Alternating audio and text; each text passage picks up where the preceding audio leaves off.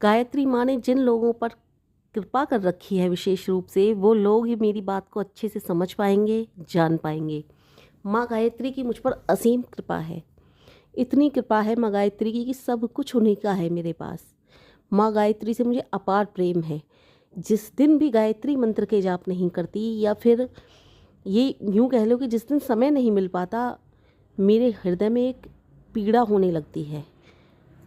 ऐसी पीड़ा होती है जैसे माँ गायत्री मुझे बुला रही हैं, पुकार रही हैं, खींच रही हैं। बस सब कुछ छोड़कर उनका नाम जपने को दिल करने लगता है मेरा। आज तो मैं सत्य बता रही हूँ इस बात को। मैं, जो लोग गायत्री मंत्र का जाप करते हैं वो मेरी विरह वेदना को अच्छी तरह समझ पाएंगे। वो समझ पाएंगे कि मैं किस पीड़ा की बात कर रही हूँ, क्योंकि हम उस दिन माँ गायत्री के समीप नहीं बैठ पाते, उनसे उनके मंत्र का जाप नहीं कर पाते। उस दिन हमें इस तरह की विरह होती है कि वो हृदय में जो पीड़ा होती है ना, वो ऐसा लगता है कि सब कुछ छोड़ो, बस माँ गायत्री का ध्यान करने बैठ जाओ। और जब तक ऐसा नहीं करते तब तक हमें चैन नहीं मिलता। ऐसा कुछ भी नहीं है मेरे पास जो माँ गायत्री का ना दिया हो। सब कुछ तो माँ ने दिया है, क्योंकि होश संभाला जब से ये जानकारी हुई कि गायत्री मंत्र क्या होते हैं, जब से ये जानकारी हुई गायत्री मंत्र क्या है, जब से मुझे इस बात का ज्ञान हुआ कि पापा जी के पास बहुत सारी किताबें थी, मैं कई बार बता चुकी हूँ आप लोगों को, उनमें मैंने तब से पढ़ा कि गायत्री मंत्र के जाप से बहुत कुछ प्राप्त होता है। गायत्री मंत्र के जाप से बहुत कुछ ही नहीं, सब कुछ प्राप्त होता है। तब से सिर्फ और सिर्फ मैंने माँ गायत्री की उंगली पकड़ी और माँ गायत्री ने मेरा हाथ थाम लिया। सत्य बता रही हूँ आप लोगों को। बीच बीच में मेरी परीक्षाएं भी हुई। हाँ, सबकी परीक्षाएं लेती हैं माँ, या तो आप उन्हें परीक्षा कह लो या अपने कर्मों का फल कह लो। लेकिन जब गायत्री मंत्र का जाप करते हैं ना, हम माँ हमारा हाथ पकड़ लेती है तो उन दुखों से लड़ने की शक्ति हमको मिल जाती है। और वो सब शक्तियाँ मुझे माँ ने दी। आपको अन्य बातों की तो मैं क्या बताऊँ, एक बात की विषय में मैं आपको बता ही चुकी हूँ पहले कि मेरा ये जीवन भी माँ गायत्री की ही देन है। पहला जन्म तो मुझे मेरी जन्म देने वाली माँ ने दिया ही, लेकिन दूसरा जन्म मेरा, मैं बिल्कुल मृत्यु के मुख में जा चुकी थी। एक बार एक वीडियो में बता चुकी हूँ, कतई बिल्कुल मृत्यु हो चुकी थी। जिन लोगों ने वो वीडियो नहीं देखी उनके लिए एक बार फिर से पुनः बता रही हूँ। पूरी कहानी तो विस्तार पूर्वक नहीं बता पाऊँगी, लेकिन थोड़ा सूक्ष्म रूप में बताती हूँ कि बिल्कुल ख़त्म हो चुकी थी मैं। बिल्कुल 3 हॉस्पिटल में मुझे कह दिया था 10-15 मिनट की मेहमान है, जाने वाली है। बिल्कुल ख़त्म हो चुकी थी। 200-250 किलो वजन वाला जो व्यक्ति होता है ना, इतना ही ज़्यादा सूजन मेरे शरीर पर आ चुकी थी। इतनी सूजन थी कि मुझे इंच टेप से नापा जा रहा था कि जैसे मुर्दा, कोई मुर्दा होता है और वो मुर्दा को अंतिम संस्कार नहीं मिल पाता और फूल कर वो मुर्दा जैसे फूल जाता है ना, इस तरह से मेरी बॉडी फूल चुकी थी, कहें तो आसान शब्दों में।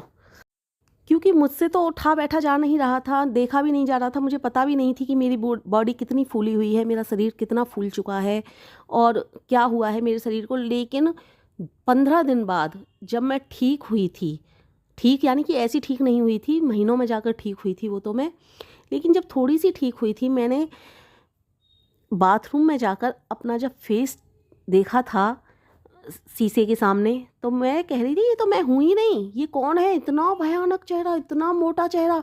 आप सोचिए 15 दिन बाद भी मेरा इतना भयानक और मोटा चेहरा था कि मैं खुद देख करके अपने आप को डर गई थी। तो वो तो उसका तो मैं, डॉक्टर बताते हैं 15 दिन बाद में चौथाई क्या, उसकी भी कोई चौथाई होती हो तो वो भी नहीं रही थी मोटापे में। इतना मोटापा चढ़ गया था मुझ पर, यानी मोटापा नहीं कहेंगे उसे, शरीर फूल गया था, जैसे मरने को मैं जा रही थी तो शरीर फूल गया था। अब क्या हुआ था शरीर में ये तो परमात्मा जाने। लेकिन हाँ, ये सारी कहानी मेरी जब मेरा छोटा वाला बेटा हुआ था तब की है, क्योंकि छोटा वाला बेटा, बड़ा बेटा भी बड़े ऑपरेशन से हुआ था, छोटा भी बड़े ऑपरेशन से हुआ था। लेकिन बड़े ऑपरेशन से होने के बाद बड़े बेटे का तो ऑपरेशन ठीक हो गया था, वो उससे तो मैं ठीक हो गई थी। लेकिन जब छोटे बेटे को जब पैदा होने में मेरा ऑपरेशन हुआ, तो उस समय मेरे टाँकों में से खून बह रहा था लगातार, वो ठीक ही नहीं हो रहा था, ठीक ही नहीं हो रहा था। जिस हॉस्पिटल में मेरा ये छोटा बेटा हुआ था, उस हॉस्पिटल वालों ने तो हाथ खड़े कर दिए थे, छोटा सा हॉस्पिटल था क्योंकि। तो फिर मुझे दूसरे हॉस्पिटल ले करके गए। दूसरे हॉस्पिटल में भी उन्होंने शाम तक जवाब दे दिया कि अब ये 15-20 मिनट की मेहमान है, इसे ले जाओ यहाँ से। कहा था एम्स में ले जाओ या सफदरजंग में ले जाओ। तो मेरे ससुर ने कहा था नहीं, हमें एम्स और सफदरजंग में नहीं ले जाना, हमें तो अपोलो के लिए रेफ़र करो। बोले अपोलो का तो बहुत खर्चा है, झेल पाओगे क्या? बोले मेरे ससुर की कोई बात नहीं, जो होगा देखा जाएगा, घर बिके कुछ भी बिके, मैं अपनी बहू को बचा के ही रहूँगा। मेरे ससुर मुझे अपोलो हॉस्पिटल लेकर के आए। वहाँ भी उन्होंने 5-6 दिन तक तो कह दिया था कुछ नहीं कह सकते, कुछ नहीं कह सकते, इसकी कुछ भी पता नहीं है कब ये दम तोड़ दे। लेकिन माँ गायत्री की कृपा है मुझ पर, कैसे दम तोड़ देती मैं। माँ गायत्री की कृपा वाला चाहे कितने भी लाख दुख आ जाएं उनके जीवन में, मुझसे बेहतर कौन जान सकता है इस बात को। मैं आपको सत्य बता रही हूँ, चाहे गायत्री मंत्र का जाप करने वालों के सामने लाख दुख आ जाएं, माँ गायत्री उन दुखों से लड़ने की शक्ति दे देती हैं हमें।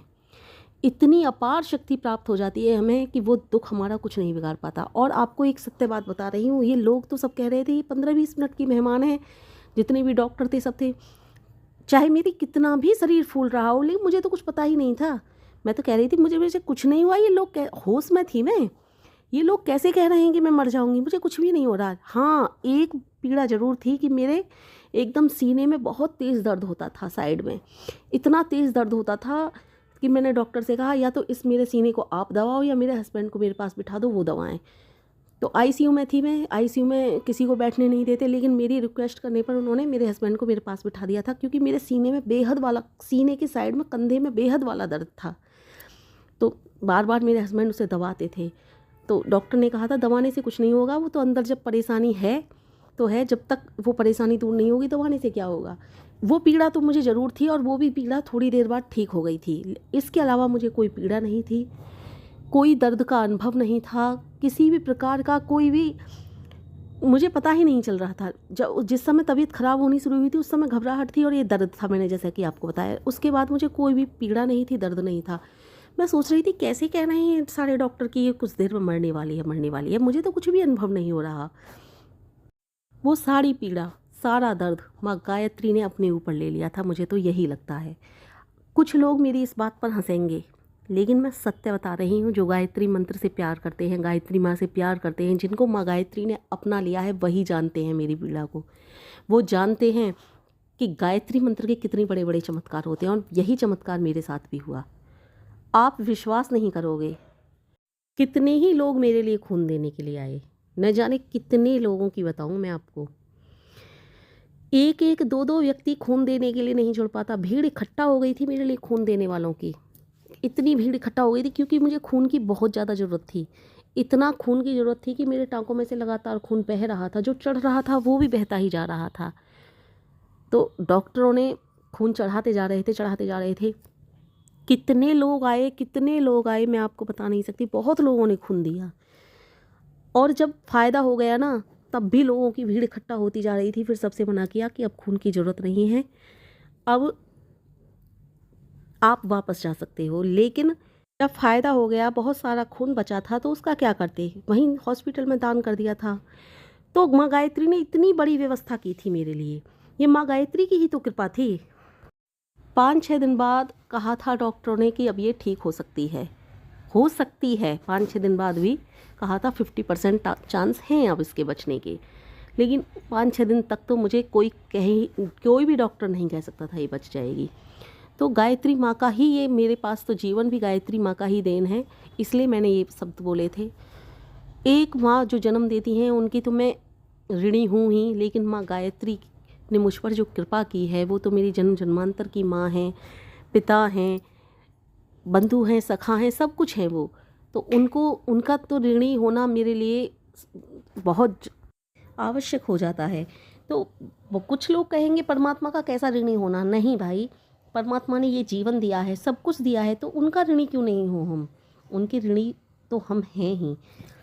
और आपको एक आश्चर्यजनक बात बता दूं, कुछ लोगों को तो विश्वास भी नहीं होगा, वो कंडीशन जिसमें डॉक्टर बता रहे थे ये ख़त्म होने वाली है, उस कंडीशन में भी मैं गायत्री मंत्र के पड़ी पड़ी जाप कर रही थी। कुछ लोग कहेंगे कि उस स्थिति में गायत्री मंत्र के जाप आपको नहीं करने चाहिए थे, या कुछ लोग कहेंगे आप जच्चा थीं, गंदगी होती है जच्चा के आसपास, आप समझ रहे होंगे मैं किस गंदगी की बात कर रही हूँ, वो उस समय आपको गायत्री मंत्र के जाप नहीं करने चाहिए थे। लेकिन क्या करूँ, माँ गायत्री से मैं इस तरह से बंधी हुई हूँ, मैं गायत्री मंत्र का जाप नित्य प्रति करती रहती हूँ, हर समय हर पल हर क्षण करती रहती हूँ।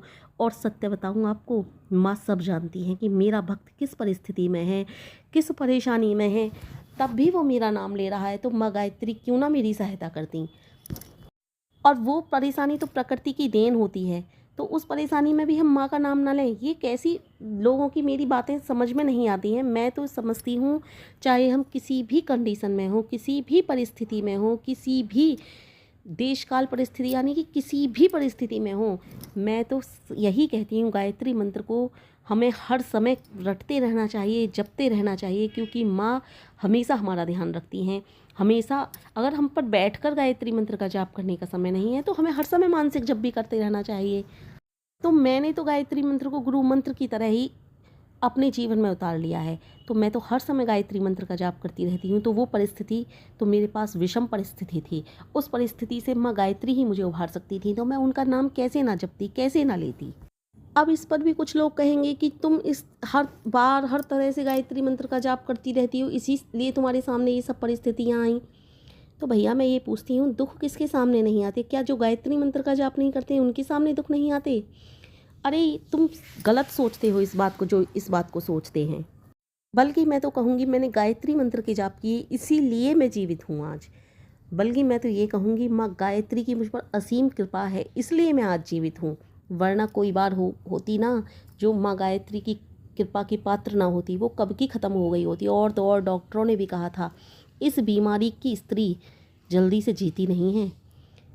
आपकी बेटी बहुत बहादुर है, खुद मेरे पापा जी से बोले थे ये शब्द, आपकी बेटी बहुत बहादुर है, जो इस बीमारी को हंसते हंसते भी झेल गई। मैं नहीं जानती मैं कितनी बहादुर हूँ और कितनी कमज़ोर हूँ, ये तो माँ गायत्री जाने। लेकिन हाँ, जो जीवन है वो माँ गायत्री की ही देन है, और इस जीवन की बात नहीं करती मैं, न जाने क्या क्या माँ गायत्री ने मुझे दिया है, मैं आपको बता भी नहीं सकती कि मुझे स्वयं नहीं पता, न जाने कब कब क्या कृपा की है माँ गायत्री ने। सबसे बड़ी स्त्री के जीवन में क्या बात होती है? उसका पति, उसकी ससुराल, उसके घर गृहस्थी वाले। तो ये सब माँ गायत्री ने मुझे मेरे अनुकूल ही दिए हैं, क्योंकि हर व्यक्ति के अनुकूल होती है ना हर चीज़, तो वो मेरे अनुकूल ही मिली है मुझे। क्योंकि कोई व्यक्ति किसी भी तरह के व्यक्तियों में घुल मिल कर रहता है, कोई व्यक्ति किस तरह के व्यक्तियों में घुल मिल कर रहता है। तो जो भी जिस भी प्रकार की कृपा है माँ गायत्री ने मुझ पर की है, वो बहुत बड़ी कृपा है। मैं बहुत बार कहती हूँ, माँ आपकी मैं ऋणी हूँ, सचमुच आपकी ऋणी हूँ, जो आपने मुझ पर कृपा की है। किसी भी चीज़ की तो कमी नहीं की माँ ने मेरे लिए। तो मैं सच बता रही हूँ कि ये जीवन ही नहीं, एक एक जो भी मेरे जीवन में अच्छी चीज़ें हैं, सब माँ गायत्री की देन है। क्योंकि मैं माँ गायत्री का निरंतर जाप करती हूँ, माँ गायत्री का ही ध्यान करती हूँ, और जिस दिन नहीं करती हूँ मेरे हृदय में बहुत गहरी वाली पीड़ा होती है। जब भी मैं गायत्री मंत्र का जाप नहीं कर पाती, मानसिक जप कर लेती हूँ। मानसिक जप तो मैं हर समय ही करती रहती हूँ, जैसा कि मैंने आपको बताया। तो किसकी कृपा है मेरे ऊपर? माँ गायत्री की ही तो हुई। और जो लोग कहते हैं कि गायत्री मंत्र का जाप नहीं करना चाहिए, तो मैं उनसे पूछती हूँ, भाई दुख किसके जीवन में नहीं आते? दुख हर किसी के जीवन में आते हैं, और उन दुखों से व्यक्ति इतना दुखी होता है कि एक तरह से नकारात्मकता वाली सोच आ जाती है उसके जीवन में, डिप्रेशन वाली स्थिति होती है बहुत से व्यक्तियों के जीवन में। लेकिन गायत्री मंत्र का जो जाप करते हैं ना साधक, ना तो उनके जीवन में कभी नकारात्मकता आती है, ना डिप्रेशन आता है। जो गायत्री मंत्र का जाप करते हैं वो जानते हैं इस बात को, क्योंकि मैं जानती हूँ। दुखों से लड़ने की शक्ति दे देती हैं माँ हमें। डिप्रेशन और नकारात्मकता की तो बात ही दूर छोड़ दो, हमारे अंदर इतनी दुखों से लड़ने की शक्ति प्राप्त होती है हमें, कि हम खुद को बहुत ताकतवर महसूस कर पाते हैं। हम अपने आप को समझ पाते हैं कि हम कोई भी दुख आ जाए हमारे सामने, झटके से दूर कर देंगे। गायत्री साधक के सामने कैसी भी परिस्थितियाँ आ जाए, विषम से विषम परिस्थिति में भी नहीं घबराती, क्योंकि माँ गायत्री वास्तव में शक्ति प्रदान करती हैं। और ये बात सत्य है कि गायत्री मंत्र का जो साधक होता है ना, वो हर तरह की परिस्थिति से अपने आप को उबार पाता है।